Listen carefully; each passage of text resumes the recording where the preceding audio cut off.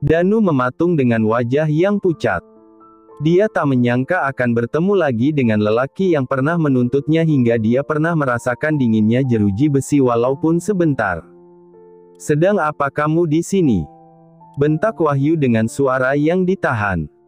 Dia tidak mau mengganggu para pasien juga pengunjung yang lain. Terutama, dia tidak ingin jika Lintang sampai mendengar perdebatan ini. Danu terdiam sejenak lalu mengangguk hormat.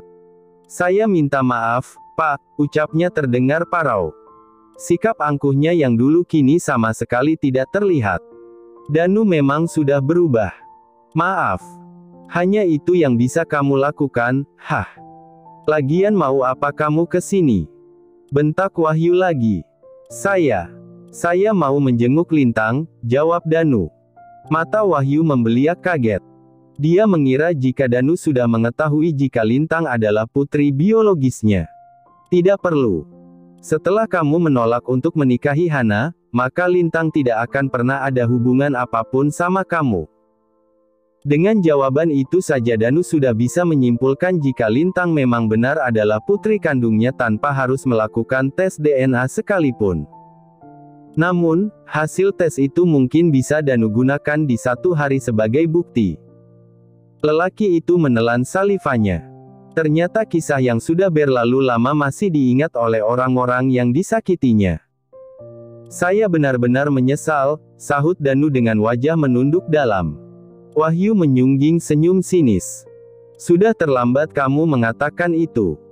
Kotoran yang kamu lemparkan ke wajah kami tidak bisa dihapus begitu saja. Kamu tidak tahu bagaimana Hana menderita." "Papa, sudahlah. Tidak perlu lagi berbicara dengan bajingan ini. Aku takut jika Lintang mendengarnya," pinta Hana dan menarik lengan ayahnya. "Aku tidak akan pernah membiarkan kamu mengganggu keluargaku lagi. Camkan itu." Desis Wahyu terdengar tegas.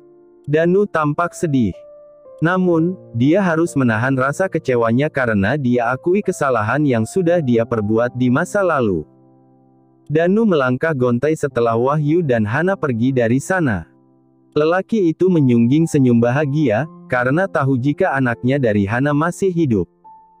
"Putriku, aku akan berjuang untuk mendapatkan hatimu." "Maafkan Papa," gumam Danu dalam hati dan bergegas pergi dari tempat itu. "Bagaimana dia bisa ada di sini?" tanya Wahyu pada Hana. Mereka berbincang dengan suara berbisik-bisik di depan ruang perawatan. "Lintang sedang tidur setelah meminum obat. Anaknya yang ngasih tahu." "Mereka satu perusahaan," jawab Hana. "Anaknya? Anaknya siapa?" Wahyu mengerutkan keningnya. "Anaknya Danu, siapa lagi?" jawab Hana tampak kesal. "Anaknya Danu." Wahyu kembali menautkan alisnya. Hana mengangguk. "Siapa? Kenapa dia bisa tahu soal Lintang?" cecar Wahyu. "Jordi," jawab Hana singkat, namun bisa membuat Wahyu melongo seketika. Jordi," ucapnya tergagap. Dia hampir tak percaya dengan apa yang diucapkan oleh putrinya barusan. "Iya." Hana menjawab dengan datar. Tubuh Wahyu meluruh. Dia terduduk di kursi penunggu di depan ruangan. Napasnya tersengal menahan amarah. Dia heran, kenapa masih harus berurusan dengan orang yang sangat dibencinya itu. Dia menyesal karena telah memberi restu pada laki-laki yang ternyata putra dari Danu. "Kalau begitu, Lintang dan Jordi." Ucapan Wahyu terhenti. Tatapannya beradu dengan sang putri. Hana mengangguk. "Mereka tidak boleh menikah," ujar Wahyu. Hana kembali mengangguk. "Itulah kenapa aku tidak pernah merestui Lintang dengan pemuda itu. Aku tidak akan pernah mengizinkannya," sahut Hana. "Kita harus mencari cara agar Lintang bisa lepas dari Jordi. Bagaimanapun caranya," ucap Wahyu berapi-api. "Jordi sudah tahu dan aku sudah menyuruhnya untuk menjauhi Lintang. Tapi dia bebal." Hana mengumpat. "Apa? Jadi dia sudah tahu kalau Lintang itu saudaranya?" pekik Wahyu. "Ya." Hana menjawab dengan wajah sinis. Wahyu menggeleng pelan. Dia semakin menyesal telah bersikap baik pada pemuda itu. Kalau begitu, aku sendiri yang akan memisahkan mereka, ujar Wahyu dengan rahang mengeras. Belum sempurna bibir Wahyu terkatup, muncul pemuda yang sedang mereka bicarakan. Mata Wahyu langsung melotot. Mau apa kamu ke sini? Tanyanya dengan amarah. Jordi menautkan alisnya tak mengerti. Lelaki yang biasanya bersikap baik padanya, kini justru terlihat marah. Ada apa ini? Jordi melirik pada Hana yang menyungging senyum sinis. Pergi kau. Jangan pernah dekati lagi Lintang. Pekiknya tertahan. Dia takut jika Lintang bisa mendengar pertengkaran mereka di luar. Papa sudah tahu, ujar Hana seolah mengerti isyarat yang ditunjukkan Jordi yang heran dengan perubahan sikap calon mertuanya. Jordi menatap nanar pada Wahyu yang masih menahan marah. Mau kamu apa? Kamu sudah tahu kalau kalian bersaudara, kenapa kamu masih memaksakan? Wahyu menunjuk-nunjuk dada pemuda itu. Jordi terdiam dan menelan salivannya dengan berat. Berikan saya waktu, Om. Saya tidak ingin lagi menorehkan luka di hatinya. Saya tidak sanggup menyakitinya lagi, sahut Jordi memelas dengan mata berkaca-kaca. Wahyu tertawa sinis. Kamu pikir dengan tetap bersamanya tidak akan menyakitinya. Kamu justru akan membuatnya semakin menderita. Lebih cepat kamu lepaskan dia, itu lebih baik. Biar waktu yang akan mengobati hatinya, ungkap Wahyu. Jordi yang tertunduk kemudian mengangguk. Saya berjanji akan segera melepaskan Lintang. Tapi saya mohon, saya minta waktu sampai saya menemukan cara yang tepat. Tolong. Jordi menangkupkan tangannya di dada. Wajahnya terlihat memerah menahan tangis. Wahyu membuang muka. Dia mendengkus kesal dengan permintaan yang diajukan Jordi. Saya janji, Om. Tolong, izinkan saya menjaga Lintang sesaat lagi. Saya akan menjaganya sebagai adik, pinta Jordi lagi. Baiklah. Tapi, jika kamu terus mengulur waktu, saya pastikan akan memisahkan kalian bagaimanapun caranya, desis Wahyu yang kemudian pergi. Diikuti oleh Hana yang menyungging senyum sinis dan berdiri sangat dekat dengan lelaki jangkung itu. Sekarang ayahku pun ikut membencimu, padahal aku belum mengatakan padanya jika kamu pernah melecehkan Lintang di masa lalu.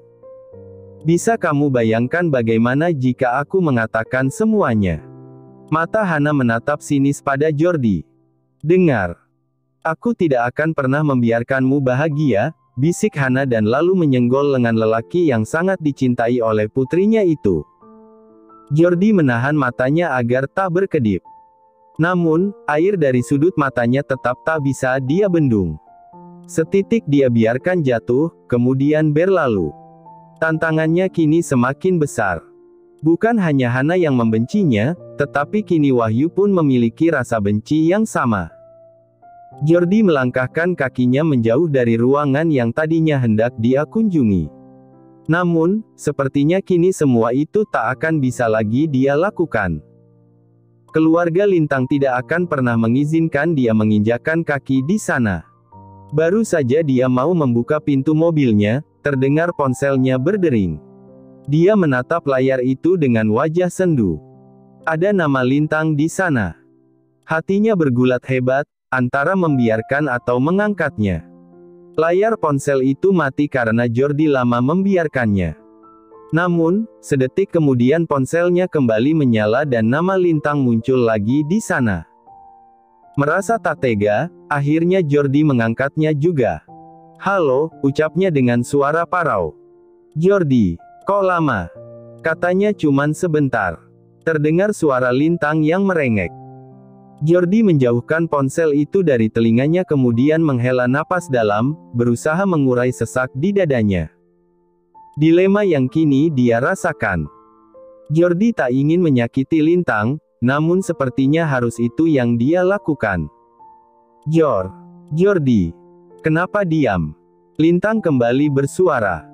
Jordi yang menahan tangisnya berusaha menyembunyikan segala lara di dadanya.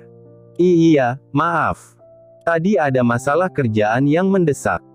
Kamu tidak apa-apa, kan, kalau hari ini aku nggak bisa ke sana? Tanya Jordi menegarkan hati dan suaranya. Ah, kamu, kok, gitu? Aku hari ini pulang dan aku pengen kamu yang jemput aku, rengek Lintang. Jordi kembali mengembus napas panjang. Benar-benar berat baginya saat ini. Namun, sepertinya dia tidak akan tega membiarkan Lintang menangis untuk saat ini. Baiklah, nanti aku jemput. Kamu pulang jam berapa kata dokter? Tanya Jordi. Aku bisa pulang kapan saja. Lintang kembali bersuara. Kamu cepat ke sini. Jordi mendongakkan wajahnya ke langit-langit dengan mata yang terpejam lalu mengembus napas berkali-kali. Entah kenapa sesak itu tak mau beranjak pergi. Iya. Tunggu ya. Aku akan ke sana sebentar lagi. Ucapan Jordi disambut pekik girang dari mulut Lintang. Kamu mau dibawain apa? Tanya Jordi kemudian. Aku mau chicken wing sama strawberry float. Rasanya haus sekali, jawab Lintang. Jordi mengangguk seolah lawan bicara bisa melihatnya. Dia tahu sekali makanan favorit kekasihnya itu harus dibeli di mana, karena Lintang sering mengajaknya ke sana. Aku bawakan, nanti. Mau apa lagi? Tanya Jordi. Lintang terdiam sesaat. Mau kamu ada di sini, jawabnya lirih dan semakin membuat dada Jordi terasa sesak. Iya, sayang. Tunggu, ya. Aku sebentar lagi ke sana, jawab Jordi yang kemudian mematikan sambungan teleponnya. Dia masuk ke dalam mobil dan menangis tanpa suara di sana. Berharap jika tangisnya bisa sedikit meredakan rasa sesaknya di dada. Setelah sesaknya sedikit reda, Jordi melajukan mobilnya menuju restoran favorit Lintang. Beruntung salah satu cabang restoran itu ada tak jauh dari rumah sakit. Jordi segera memesan semua pesanan Lintang dan kembali ke rumah sakit. Langkahnya terhenti sesaat di depan pintu ruangan. Dia kuatkan hati untuk menghadapi sikap keluarga Lintang yang sudah bisa dia prediksi. Kemudian dia mengetuk pintunya pelan sebelum membuka. Pekik bahagia dari mulut Lintang kembali terdengar saat melihat kehadiran Jordi. Kan, aku bilang juga apa.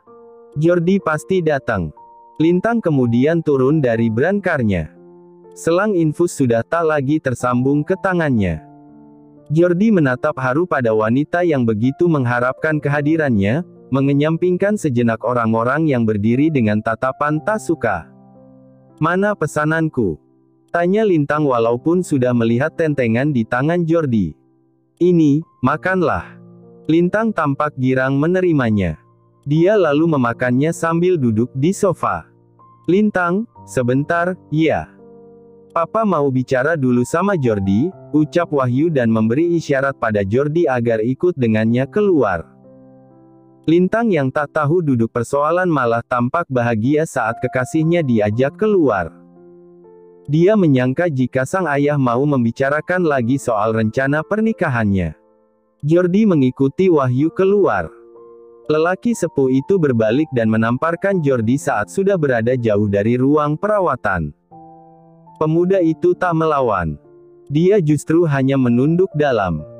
Kamu pikir dengan datang kemari itu akan menjadi lebih baik? Kamu akan semakin membuat Lintang lengket sama kamu. Wahyu menunjuk-nunjuk dada Jordi. Setelah ini, saya akan suruh Lintang keluar dari perusahaan kalian. Saya tidak akan membiarkan dia berhubungan sama kalian. Jika Lintang tidak mau keluar kerja, saya minta kamu yang pecat dia. Wahyu melanjutkan ucapannya dan membuat Jordi mendonggak seketika. Matanya menatap nanar. Tidak ada yang bisa dia lakukan selain mengikuti permintaan kakek kandung dari kekasihnya itu. Saya akan lakukan permintaan Om. Tapi, saya minta waktu. Saya janji, saya akan menjauhi Lintang. Saya akan pegang kata-katamu itu. Saya akan tunggu. Wahyu memotong ucapan Jordi, lalu beranjak pergi kembali ke ruang perawatan. Jordi memejamkan matanya dan mengembus napas kasar sebelum dia ikut kembali ke sana. Wahyu duduk diam di depan istri juga putrinya, Hana. Mereka sedang membahas tentang bagaimana agar Lintang bisa mulai menjauhi Jordi. Sepertinya aku akan mencarikan dia seorang laki-laki pengganti. Aku akan jodohkan dia dengan seseorang yang jauh lebih baik, agar Lintang bisa melupakannya, ucap Wahyu dengan wajah yang resah. Sesekali dia mengusap dagunya yang berjanggut pendek. Siapa? Tanya Hana dan Marina bersamaan. Kamu ingat Billy? Tanya Wahyu pada istrinya. Anaknya Pak Haris. Marina balik bertanya. Wahyu mengangguk. Aku akan undang mereka untuk datang ke sini. Jadi, pada saat si Jordi itu meninggalkan Lintang, ada seseorang yang akan menggantikan. Di saat hatinya galau seperti itu, aku yakin Lintang akan mengambil keputusan cepat. Wahyu menerawang jauh membayangkan jika rencananya akan berhasil dengan sempurna. Apa papa pikir Jordi akan melepaskan Lintang begitu saja? Sergah Hana. Harus. Wahyu menarik sebelah ujung bibirnya. Dia tidak punya pilihan lain, ucapnya sinis. Seperti rencana Wahyu yang sudah begitu matang tentang perjodohan Lintang dengan Billy.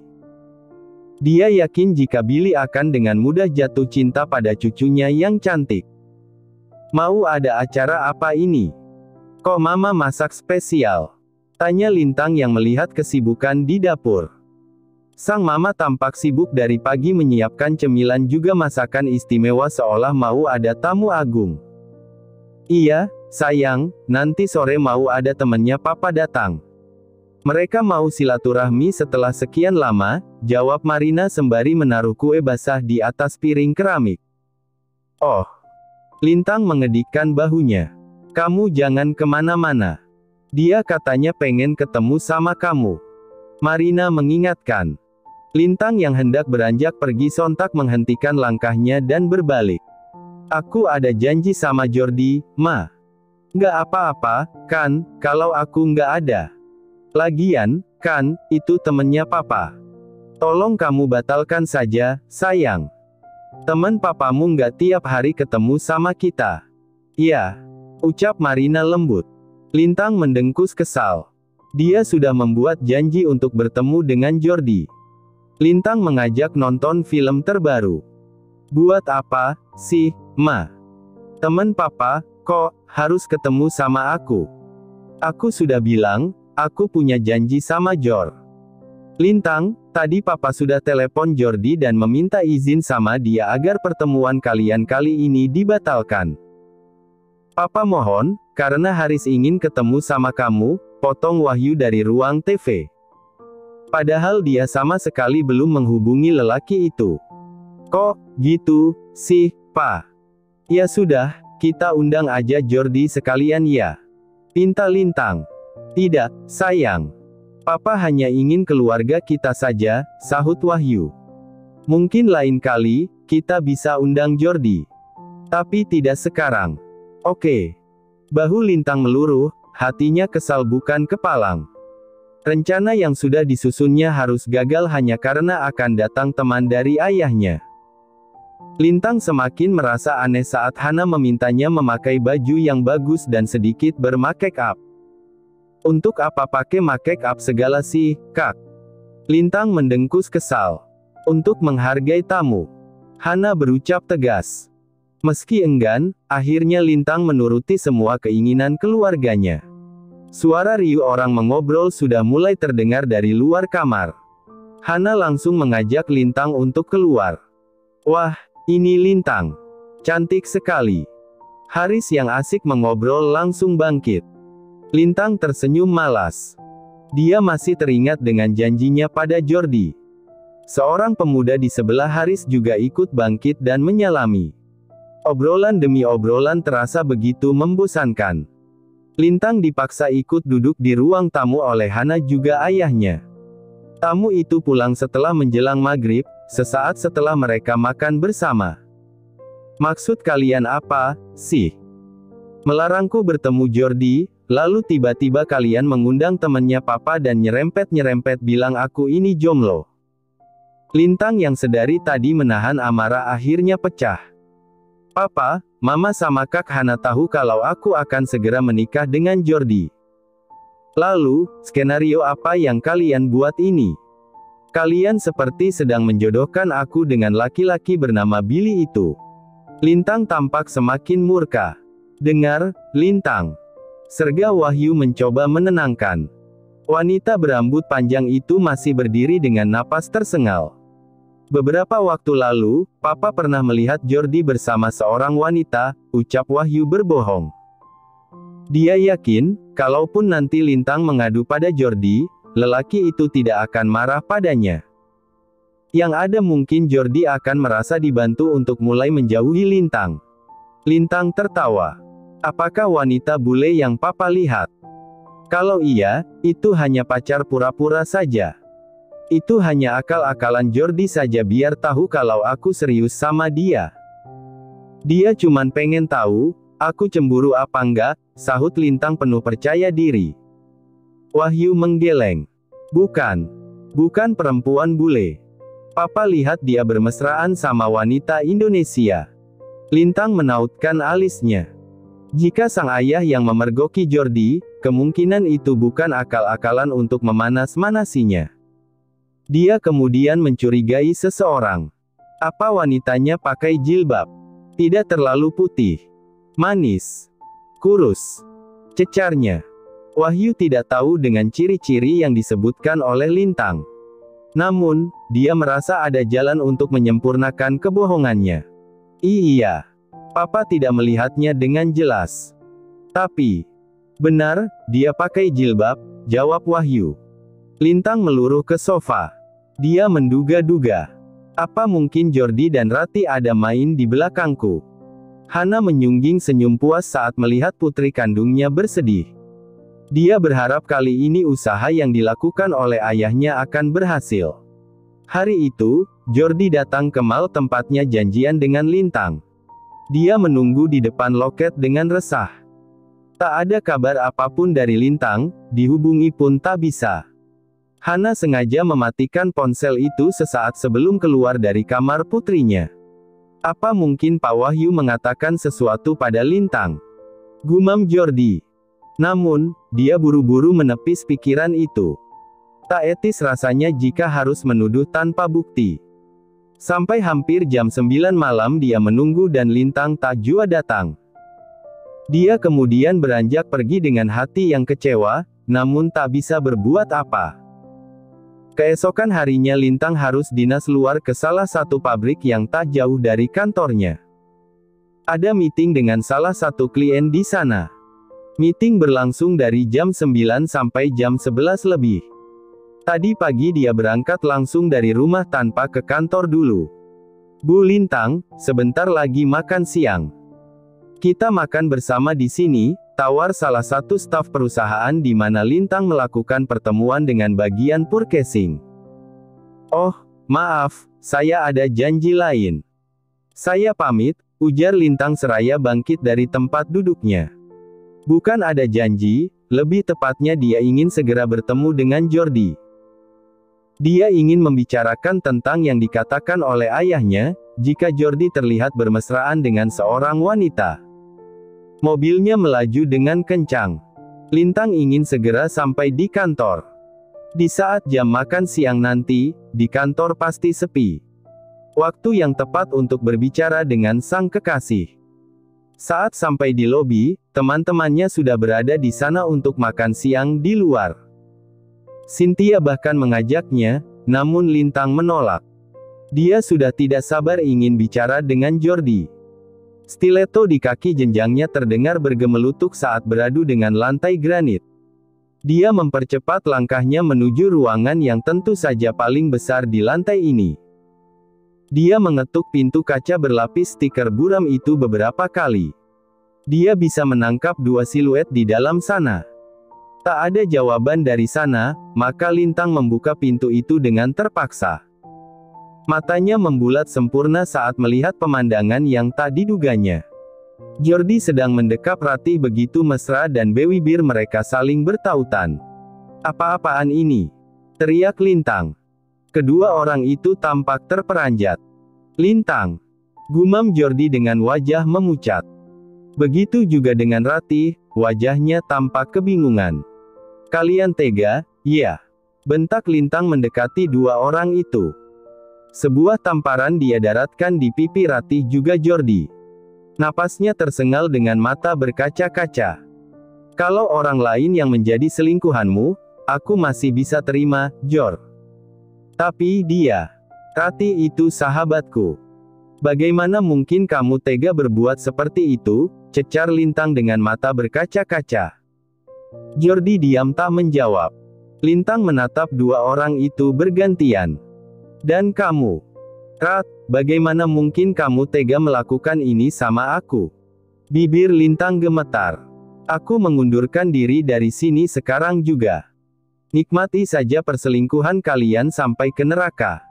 Teriak Lintang dan berlari keluar. Ratih terdiam karena tak mengerti dengan apa yang tengah terjadi. Sesaat sebelum Lintang masuk ke dalam ruangan. Ini makanan pesanannya, Pak. Tadi ada driver online yang mengantarkan ke sini, ucap Ratih seraya menaruh makanan yang sudah dia pindahkan ke piring. Ah, terima kasih, Rat, sahut Jordi yang masih sibuk dengan pekerjaannya. Permen, ucap Ratih hendak pergi. Namun, Jordi menangkap siluet Lintang di luar sana menuju ke ruangannya. Dia bergegas bangkit dan menarik Ratih agar mereka berdekatan. Tolong aku. Jangan dulu banyak tanya, nanti aku jelaskan, ucap Jordi dan segera mendaratkan ciuman di bibir Ratih saat dia mendengar pintu ruangannya dibuka. Terima kasih sudah menonton, guys. Jangan lupa klik like jika kalian menikmati cerita ini, subscribe untuk update konten seru lainnya, dan tinggalkan komentar di bawah tentang apa yang kalian pikirkan atau cerita apa yang ingin kalian dengar selanjutnya. Dukungan kalian sangat berarti. Sampai jumpa di video berikutnya.